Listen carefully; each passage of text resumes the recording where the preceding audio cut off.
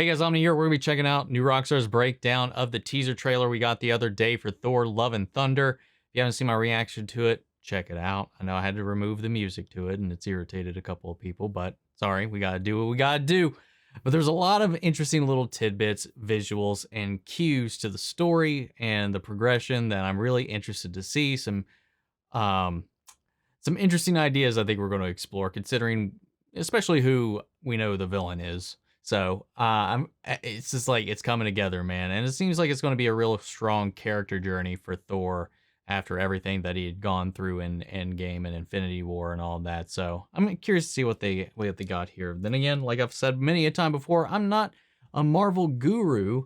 So let's see what Eric over here has found. If you're not subscribed to New Rockstars, go check him out and give him that love. Here we go. Welcome back to New Rockstars. I'm Eric Voss, and this is a breakdown for the trailer for Thor, Love and Thunder, which gets us so lost in Chris Hemsworth's eyes like the bluest skies that it's a bit easy to miss the love and the thunder, which I assume are what Thor's sweet child named her biceps. There's so many cool details hidden in this trailer, so let's punch those tickets to the gun show and break down this frame by frame. And thanks to Truebill for sponsoring today's video. More on them later. Let's go! These hands were once used for battle. Now they're but humble tools for peace. I need to figure out That's so gorgeous. exactly who I am.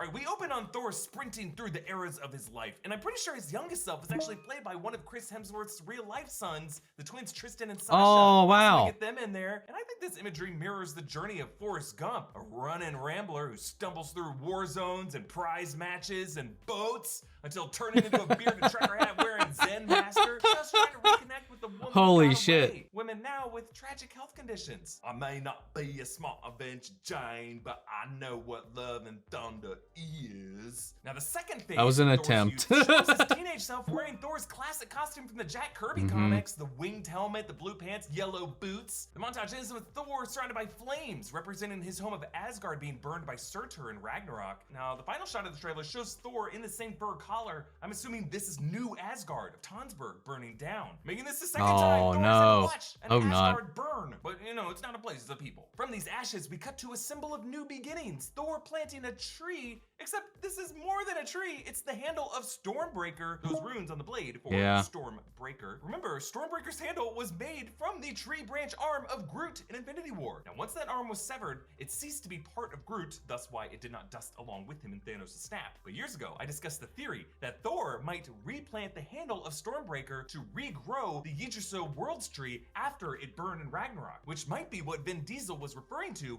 in that 2020 interview with comicbook.com. Alpha Groot. He described Groot's return in Love and Thunder as, quote, Alpha Groot. Of course, Thor's gardening here calls back Thanos' move after retiring at the end of his conquests when he tilled the soil as he watched the sun rise on a grateful universe. But in Thor's case here, I should say suns, because God, this planet ain't Earth. gorgeous, It's in the sky. man. It's a massive sun, and then two other planets or moons to its upper left, and then a blue glowing celestial body, another light source behind the tree, and then a ringed planet in the upper right corner. And I am assuming Love and Thunder will finally reveal to us the only one of the 9 realms we have yet to see in the MCU, Alfheim, home of the Light Elves. Not of Alf, even though he is canon in Marvel Comics lore. Notice the scar over Thor's right eye, that's from when Hela sliced out his eye in Ragnarok. It's come a long way in healing, and now both his eyes are bright blue, definitely bluer than they were before, and his prosthetic right eye has been replaced since Endgame. Perhaps that could be why he went to Alfheim, using the Light Elf's magic to heal himself, both physically and, based on this Don Draper meditation pose here, spiritually as well. Now the music of this trailer is Guns N' Roses' Sweet Child O' Mine, which has lyrics referencing eyes like the bluest skies and childhood memories where everything was as fresh as a bright blue sky. Axl Rose wrote these lyrics for girlfriend Erin Everly, daughter of Don Everly of the Everly Brothers, whose song All I Have to Do Is Dream just appeared in a recent promo for Doctor Strange in the Multiverse of Madness. Multiverse of Madness does seem like a story about parenting, Love and Thunder, a story about being sweet children of the gods. Now, of course, my favorite cover of this Guns N' Roses song is the a cappella rendition from Step Brothers with Adam Scott and Katherine Hahn. Let's go. It's so flat. I don't even know. You don't even look good while you're singing. The worst thing I've ever heard. $1,200 a week for voice lessons, and this is what I get? Okay, Oh I my said- god. And we must thank Agatha Harkness for singing the key lyric for this trailer. Pray for the thunder and the rain to quietly pass me by. Thor is the god of thunder, but he is literally burying the hatchet, praying not for thunder to empower him, but to pass him by. Because I think the thunder of Love and Thunder is truly going to be brought by the villain, Gore the God Butcher. And the sweet child of mine of the song is actually Gore's child and wife, who were killed after he prayed for the thunder and the rain to pass them by, but those prayers were left unanswered. And I just find it interesting that this trailer ends short of Guns N' Roses' dark, aggressive shift in the song from the ballad to the where do we go? Where do we go? Where do we go now? As if the darkness is still yet to come. Enough of me singing, let's move on. All right, we see the workout montage showing how Thor lost that Going weight like from Terry Endgame. Bogard over there. Lose it. He wears a trucker hat that reads Strongest Avenger, a callback to the running joke of him considering himself the strongest Avenger over Hulk and Ragnarok. Voice activation required. Strongest Avenger. Access denied. Welcome, Strongest Avenger. What? Also, when he considers himself the strongest Avenger in Endgame. I'm the strongest Avenger, okay? So this responsibility falls upon me. But my favorite detail about this hat is the fact that Thor used a Sharpie to write this over a different hat that said something else. Because it looks like that hat originally said the mightiest Avengers, but he wrote strong over mighty and then traced over the EST in black so it would look less weird. And then he just said screw it and scribbled out the S of Avengers so it would just be only one Avenger, himself. Actually, Thor's whole look here is modeled on Vincent D'Onofrio's look in Adventures in Babysitting when he played the mechanic Dawson, whom the girl Sarah, obsessed with Thor comics, thinks is Thor. An awesome scene of that movie. Thor. Oh, Thor, mighty god of thunder. Who is this kid?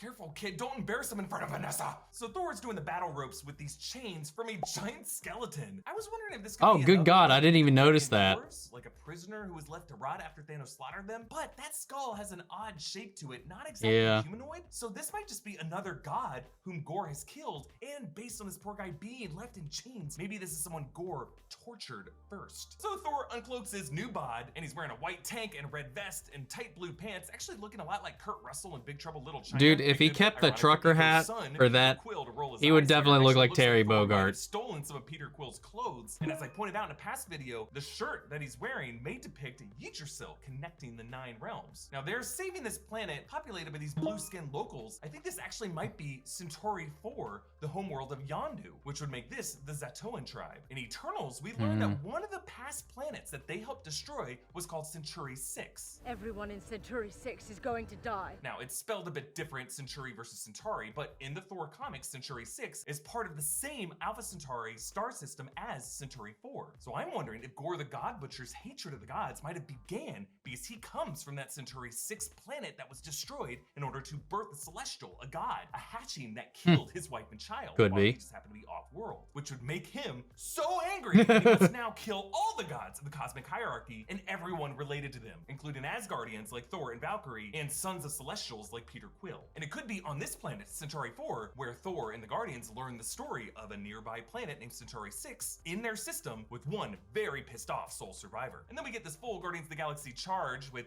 teenage Groot, who's actually been filling out more. There's some more greenery on his head. The Nebula, Yeah. Mantis, Quill, Kraglin is there wearing Oh, his hey. Yaka arrow fin as he did in the Guardians Volume 2 post-credit scene, and then Rocket, and then I assume Drax on the far right, but no Gamora. We should note after the Endgame final battle and Quill bringing her up on his screen in that final scene, they still have not found that variant Gamora from 2014. The Guardians end up leaving behind Thor and Korg on a planet that Oh, looks look like at Korg's Sakaar, pants. to highlight the I didn't even Benetton notice that hexagonal the universal first time. railroad teleportation network grid. If this is Sakaar, I'm super excited that they're returning here because this might be where they could meet up with Beta Ray Bill, the Corbinite past champion. That would of be Sakaar. And cool, the way man. They framed this shot, weird empty space on the left beside Thor, just really looks like the shot was framed for 3 characters and maybe Beta Ray Bill or someone else. Somebody's might have been keyed out. removed from this trailer. You'll notice how Korg has a new look, some colorful pants, and a belt buckle in the shape of a goat head. I'm wondering if he might now work at New Asgard, which is now a tourism theme park, as the herder of Thor's goats. So we take a tour of New Asgard, and compared to the colony it was in Endgame, the structures have evolved from the sleepy town of Tonsberg, Norway, to some taller, curved golden structures like the old Asgard had. So either they're starting to truly rebuild what they once had, or they might just be making a Disney version of it to attract tourists, or they might be doing both. We see a flying boat departing the port, carted by Thor's goats. These are named this and this. Not even gonna bother trying to pronounce it, but they mean teeth bearer and teeth grinder. In Norse mythology, they are Thor's companions. They pull his chariot across the sky, and they're wonderful. I'm so glad they're in this movie. On this boat, you can see Valkyrie and Korg, and then up front, two others. It looks like Thor, maybe Jane with them there. And I love it. There's a neon sign reading Cocktails and Dreams, which is the name of the bar that Tom Cruise works at the end of the 1988 movie Cocktail. The 80s references are everywhere, and I'm loving it. In this glorious God, shot man. of Olympus, a realm similar to Asgard in the Marvel Comics, but the home of Zeus. It's so Aphrodite, all the other Greek gorgeous. gods. The design is just breathtaking. Yes. Like Asgard, the landmass is suspended in space with impossible gravity, water just spilling into mist. Here, from these Roman-style aqueducts that snake through all the structures. In the lower left, it looks like it's open space and stars out there. So who knows? This could all be suspended inside of another part of a dead celestial, like Nowhere's headless body. Because the sword carried by Gore in this movie is the same weapon that, in the Marvel Comics lore, beheaded Nowhere. So this movie may confirm that history. It's a pink-purple streak That would be meters through cool. this Olympus space. Maybe Thor and his friends arriving, or maybe this is an attack from Gore. Taika Waititi embraces his "our flag means death" vibes with Thor on a pirate ship as a woman swings over to embrace him, looking like the cover of a romance novel. If this is the same setting as the tree meditation shot earlier, this might be a light elf of Alfheim. Notice how the ship behind him is being smothered by a kraken. Huh. A friend of Gargantos. Could it just be its own thing? Maybe. Then the Viking ship sails toward this planet that I thought was Earth, but if you look closely at the surface, it looks like it might be in the process of freezing over. Thought it was just a sunrise light hitting the clouds, but it does look like it's streaking through its atmosphere faster than the planet is rotating toward its sun. Thor stands on the bow with Stormbreaker streaming forward, since Stormbreaker, remember, has the powers of the Bifrost. This is how they're traveling through these wormholes in space. Then lightning streams through the Hall of Olympus, all in this goofy acrobatic display with pointed lightning bolt ends up until they are caught as one goofy looking bolt by Zeus, played here by Russell Crowe. At his side are two Oh, goddesses, wow. perhaps Hera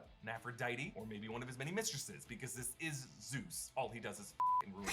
Across the hall are other gods applauding. Yep. It looks like the stands are arranged in boxes, with one larger brightly colored god or goddess in the center, and then their minions or sub. Dude, this is gonna be I so assume fun. among these are going to be Ares, who cameoed in Thor Ragnarok as another past champion of Sakaar, and most likely Hercules, Zeus' son, a major rival to Thor in the comics, who has a ton of arcs. Let's get Hercules in this movie, please. And yeah, this all does look a bit cheesy, but I think that's the point, because we're probably gonna see this place just get wrecked by Gore in the opening act. Like, I'm sorry if you loved Zeus and the other Greek gods in the Marvel Comics. I'll just say don't get too attached, because Taika Waititi is the same director who killed the Warriors 3 with a flick of Hela's wrist. Thor and Korg high five as the text of this section reads, "Not every god has a plan," which reflects Thor's aimless post-Avenger life now, but also harkens to Gore's biggest criticism of the gods of the Marvel Universe. They have no plan. They let horrible things happen. They cast judgment without explaining the rules. By the end of this film, I think we will find ourselves echoing the words of Nick Fury in the comics, who whispered to Thor to make him drop Mjolnir, "Gore was right."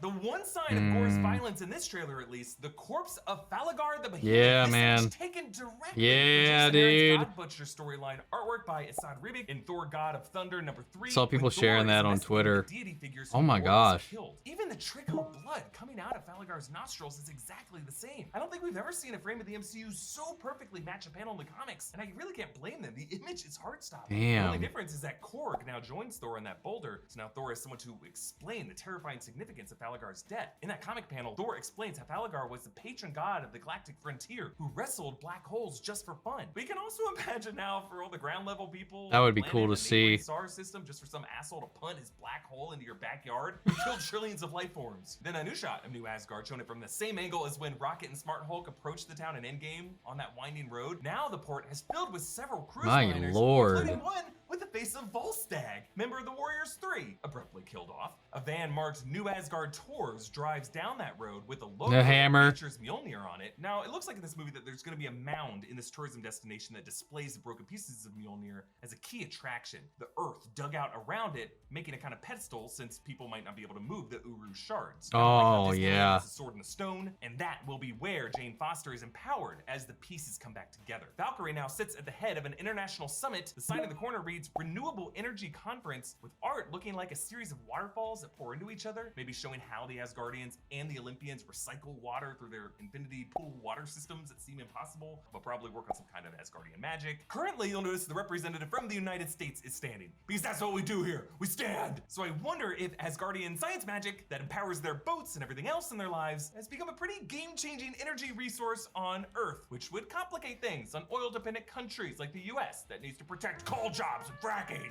But I also like how at this table of international power players, seated in the guest of honor to Valkyrie's left, is New Zealand. I'm pretty sure this is at Taika Waititi's insistence. Now remember, in Spider-Man No Way Home, an international news ticker read, "Political turmoil in New Asgard." This could be what that was referring to. Also in the corners of this room, notice 2 armed guards with berets and interesting leg armor. These could be the new Einherjar of New Asgard on Earth. Remember, those are the guards that protected Asgard. Now they got a new Terran take on their gear. Now Valkyrie that would be looks neat. bored on her throne, an office chair with Asgardian printing along the back. She's chewing food off some skewer, and above her is a sigil, which I assume will be her variant of Odin's symbol, maybe turned upside down or something like that. Now to the left, Meek is there wearing a business suit, prepping a drink for Valkyrie. Cocktails and dreams, baby. But notice how Valkyrie is sitting right between 2 doors, Hair and Dom, for the men and the women's restrooms. But right in the middle, it's just some fun framing reflecting how Valkyrie is really a character who defies gender norms. Then another shot of Olympus with a huge Zeus statue ahead. Now on that walkway is Korg and Thor, and then another red-caped figure, I assume Jane Foster. You'll notice statues on the left and the right depicting other gods. On the left, maybe Aphrodite. On the right, that could be Artemis, goddess of the hunt. On to the next clip.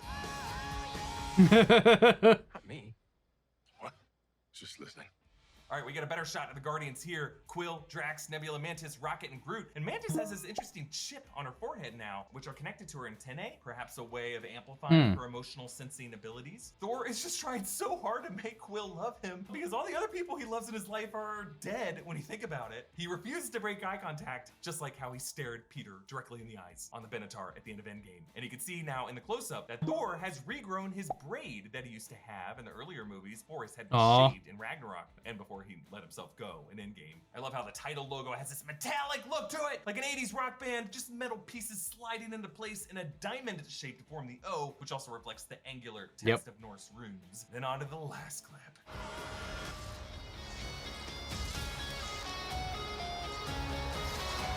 Oh baby. So dude, are they in New Asgard?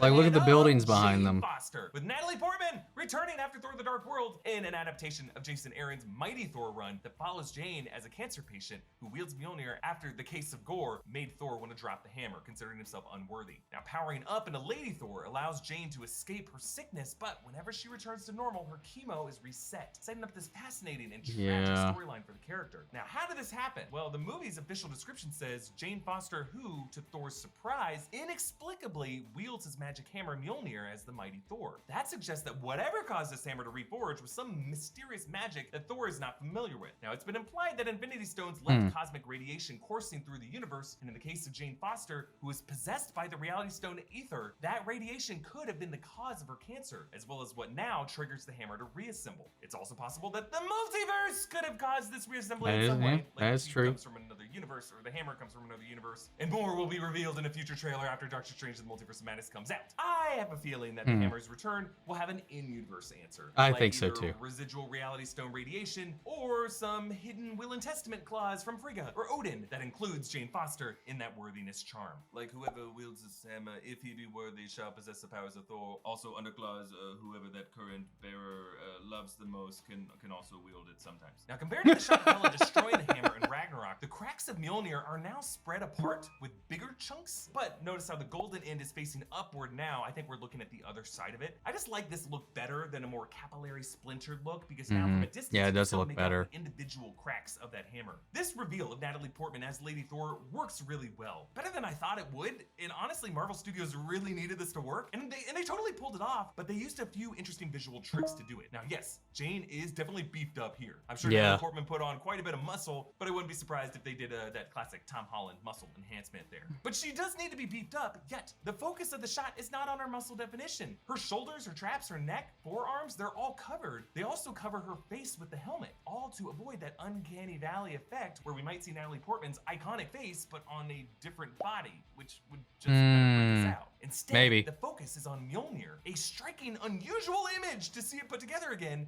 and that is what guides us into the shot. And then we move directly from Mjolnir to Jane's eyes, which are locked directly on us. See, there is a narrative to this reveal, as opposed to just barfing in a visual effect in a trailer and we get to pull it apart. There's a story here. Our eyes are guided by the emotion of this moment. Now, behind both Jane and Thor, it looks like the town of New Asgard is being attacked by these weird-looking, dark, tentacled creatures, and then to the left behind Jane, whatever this is flashing some sharp teeth. Gore's weapon, all black, has some connections to the symbiotes in Marvel lore. It was a weapon created by the symbiote deity of Null, and we did see in Spider-Man No Way Home that a piece of Venom is left in the boundary of the MCU. So could we be looking at some kind of Venom creature attacking New Asgard? Like, that would I be don't know. interesting. I don't think Venom Doubtful, can appear in but an MCU interesting. movie without it being a Sony co-production the way Spider-Man No Way Home was. So I don't know if they'll keep that symbiote backstory. But if you think about it, the way that Dane Whitman's sword, the Ebony Blade, also had a black shape-shifting essence to it when he reached out to it. That could be the same way Gore's blade works, making it a kind they're of definitely going to be poison, not adapting and venom, shifting a some poison. things around Lots of target from the to inside fit in out. the It could be how MCU's we got that continuity chain a of little bit. skeleton. It could be a I'm sure it'll poison be that shifted. thematically parallels the way cancer attacks the body, which would make Jane's conflict with Gore super important and super symbolic for her in this movie. Support us by checking out our merch Nice. options like our Moon Knight inspired Tomb of the Moon God shirt. And Check out their Rockstar's stuff, merch. man. They have some Follow me on great Instagram, shirts, @ABossBall and dude. Rockstars. Yeah, another good breakdown, man. Well, they've been doing really good lately. Oh man, I'm really excited for this movie. The scope and the scale, the cosmicness of it all, the exploration of the gods, their lands, their worlds, their realms, and their duties or lack thereof is something I'm really excited to explore, especially, just furthering Thor's journey after, the last time we picked up with him. There's a lot of healing still to do, and I'm really looking forward, I think, to that the most. I want to see like his character journey. And I am excited to see Jane come back and see how they work that into the story as well. I'm just really excited for this movie, man. I love the visuals. I love the otherworldliness. As you guys know on the channel, unless you're new here, I really do love my escapism.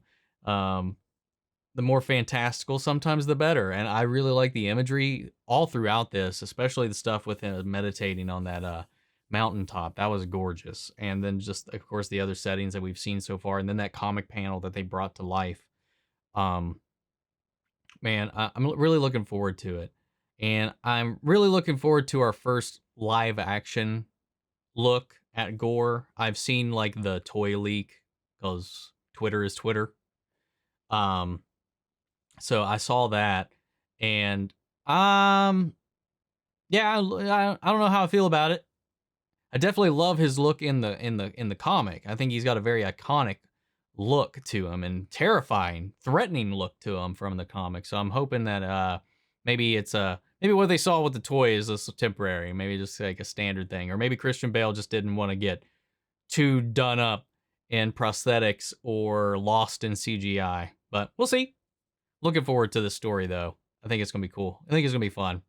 Guys, what did you think? What did you think of the breakdown? What do you think of some of these theories? Posit your own in the comments below. We'll carry on the conversation after the video. Feel free to join us in our Discord. We could talk about it there as well. Links to that and all my socials are down below. Make sure to follow New Rockstars if you are not already. And guys, before we go, I want to shout out our channel legends, Manny Sherritt, Ryan, Karen, Philly Vane, Yori, Corey Scott, Margaret, Grace, Mary, Bradley, Nate, Proudy, and Melita. Thank you guys, as always, for your continued support. That's it for this video, guys. I'll see you all probably tomorrow with the breakdown for Moon Knight, episode 4, once we watch that. So, see you guys.